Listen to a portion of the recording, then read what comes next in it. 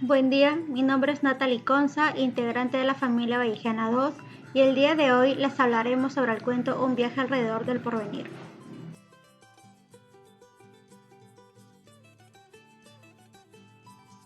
Los integrantes son Castrejón Núñez Jenson Joel, Céspedes Martínez Paola María, Cumpas Silupú Claudio Daniel, Conejo Médico Mabel Margot, Chávez Kelvin, Chuquipul Vidal Divash Agustín, de la Mata Flores Kiara y quien les habla Conza Valderrama Natalie Nicole.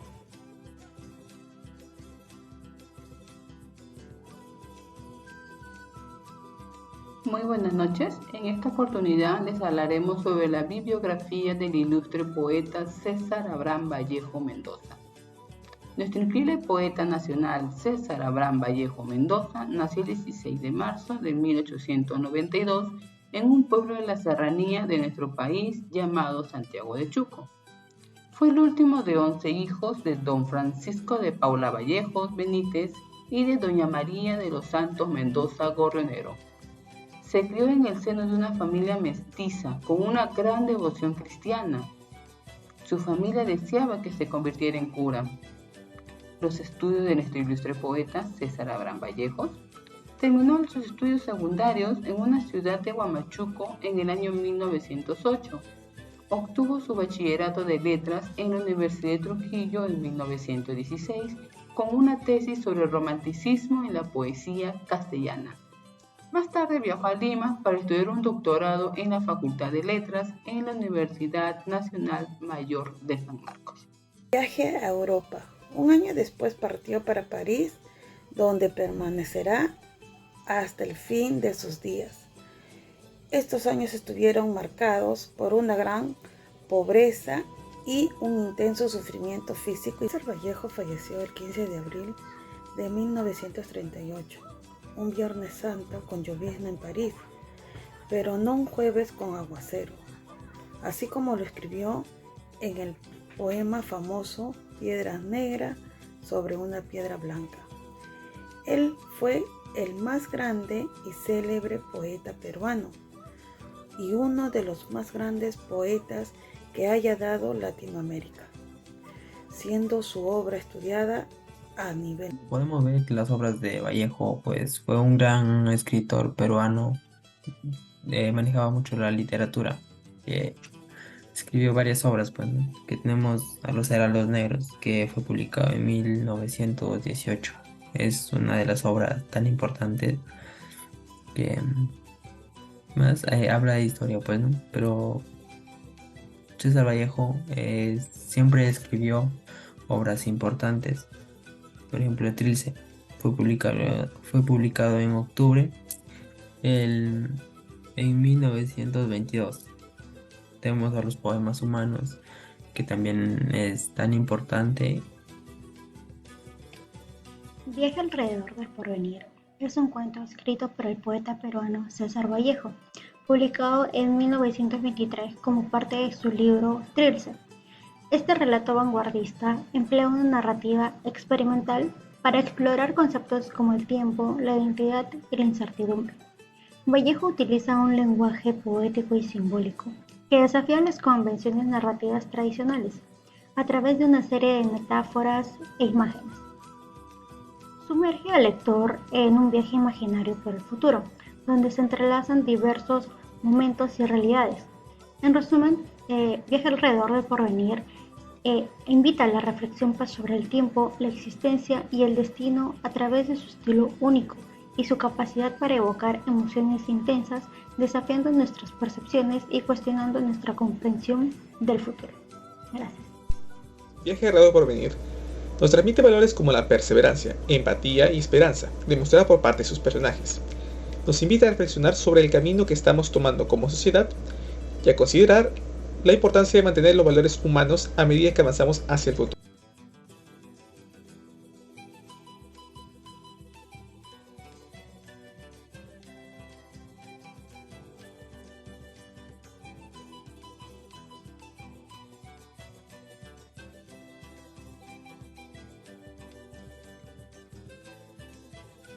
A las 2 de la mañana despertó en el interior de un sobresalto.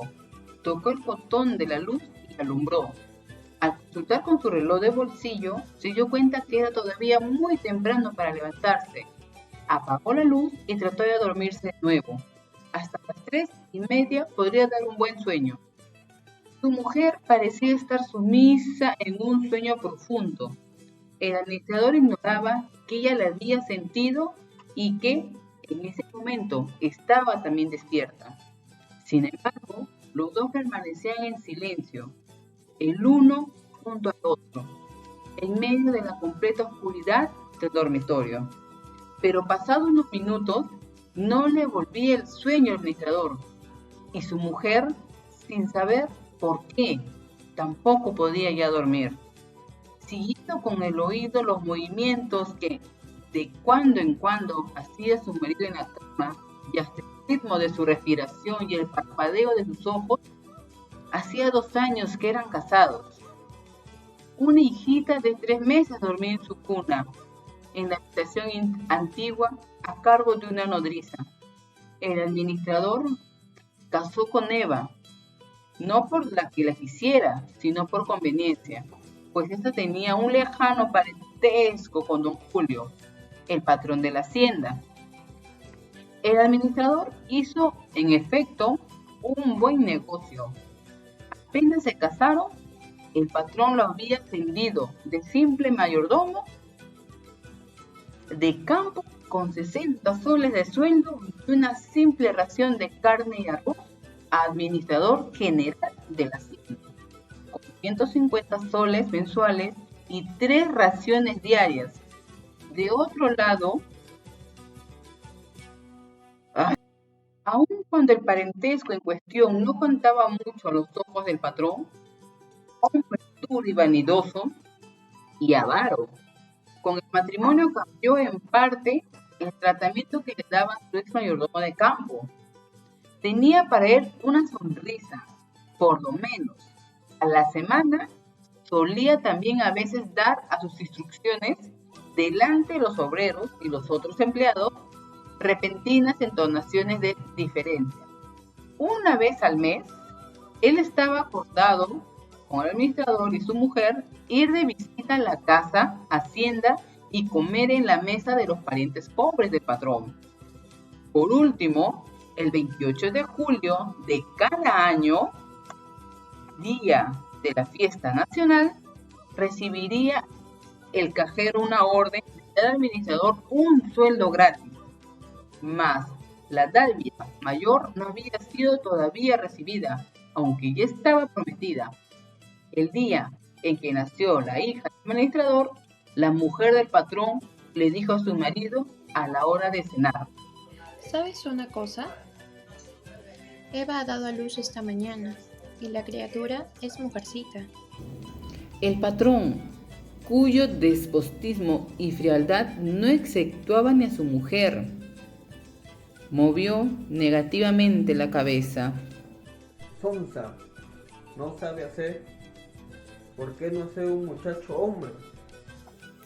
El patrón hablaba las palabras como chino que ignorase el español. ¿Por qué tan singular costumbre? ¿Lo hacía acaso porque en realidad no pudiese particular bien el español? No, lo hacía por hábito de soberbia y de dominio. Cuando la hacienda estuvo aún en manos de su padre, un inmigrante italiano que se hizo rico en el Perú vendiendo ultramarinos al por menor, la mayor parte de los obreros del campo eran chinos.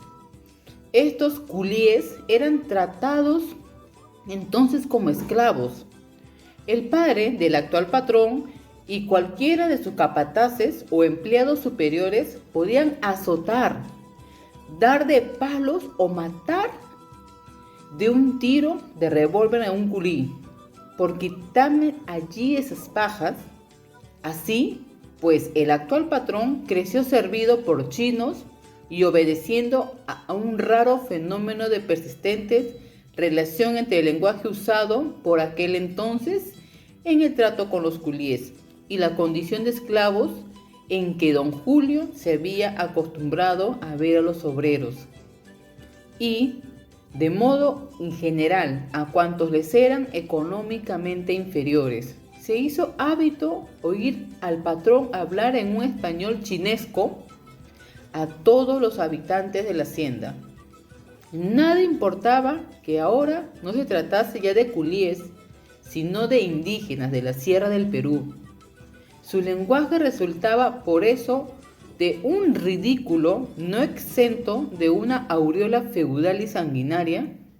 Don Julio, aquella noche del nacimiento de la hija del administrador, había llamado a este a su escritorio después de cenar y le dijo severamente: Tú tienes una hija, ¿por qué no ser un hombre? ¿Tú eres onza? El administrador, de pie y en actitud humilde, se puso colorado de emoción al sentirse honrado con el hecho de que el patrón se interesara así por las 4 vidas de los suyos. Una mezcla de orgullo y de pudor le estremeció ante las palabras protectoras del patrón y no supo qué contestar. Sonrió penosamente y bajó la frente. El patrón añadió entonces paternalmente: Anda, haz un hijo muchacho, un hijo hombre. Yo date el legado de 1000 soles. Don Julio unos largos pasos con sus enormes piernas de gigante y salió del escritorio sin dejarle tiempo al administrador para darle las gracias por tamaña promesa. Desde entonces, el administrador vivía con la constante preocupación de engendrar un hijo hombre.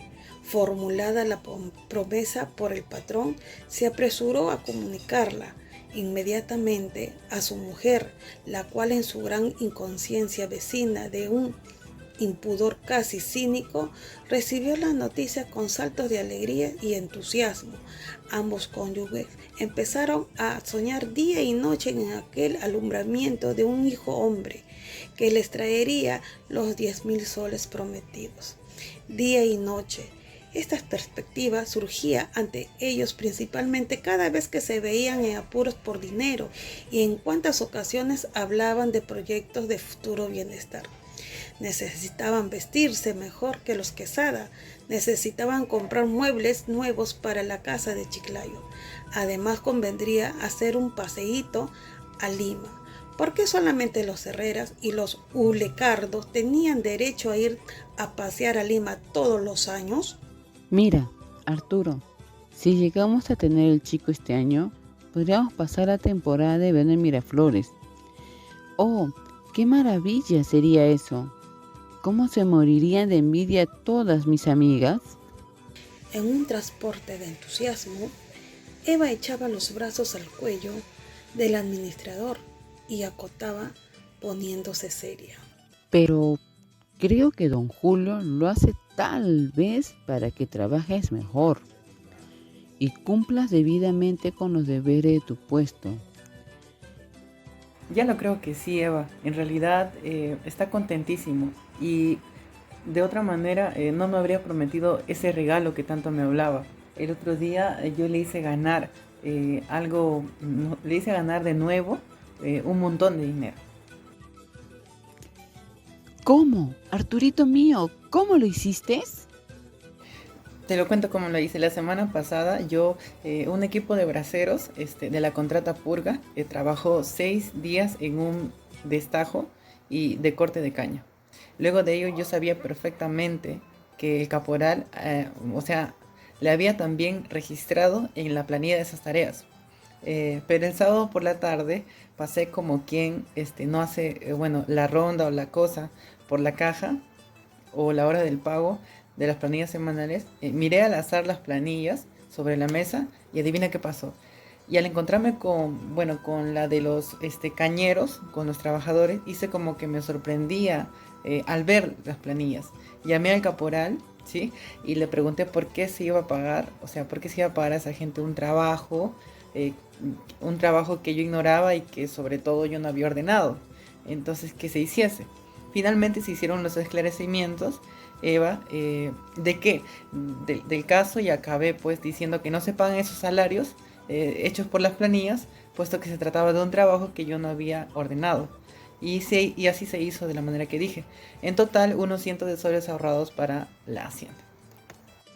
Eva se quedó pensativa y preguntó vacilante.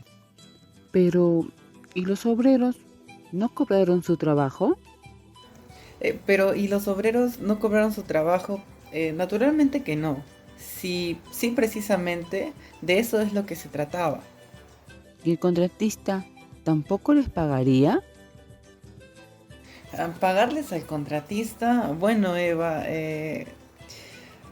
bueno, será puga, para desembolsar un dinero que él no ha recibido, o sea...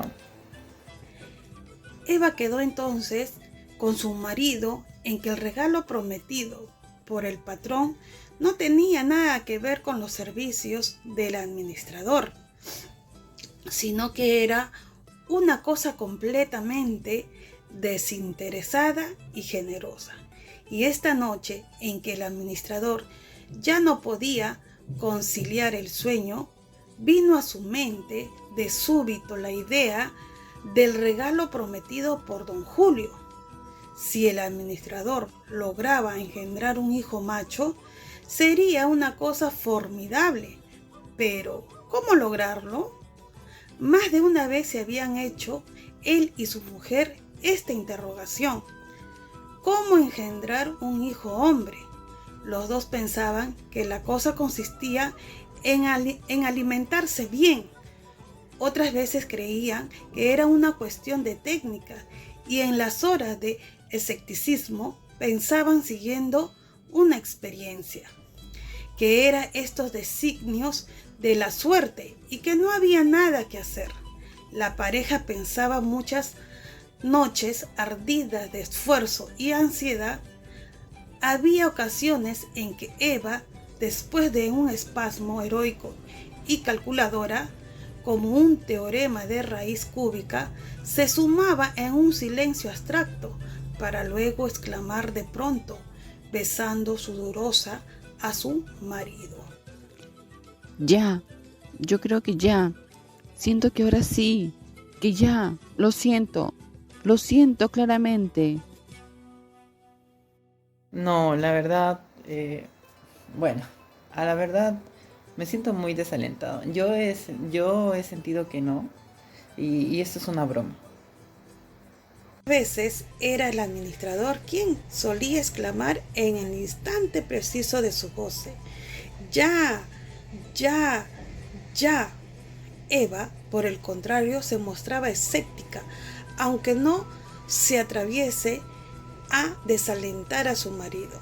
Más bien les respondía con jadeante y débil voz: si probablemente el administrador, al recordar esta noche de insomnio, todas estas escenas y lucha por los 10,000 soles prometidos por don Julio, se puso de mal humor. Se dio una vuelta brusca en la cama y lanzó un búfido de cólera. ¿Habrése visto cosa más imbécil? No poder engendrar un hijo macho era el colmo de la mala suerte. Eva oyó el búfido rabioso de su marido y de golpe comprendió en qué estaba pensando Arturo. Meditó un momento y fingió despertar solamente en ese instante, acercándose a ciegas sus carnes desnudas y cálidas al cuerpo de su marido. Después le echó el brazo sobre el hombro y siguió agitándose y rozándose con él.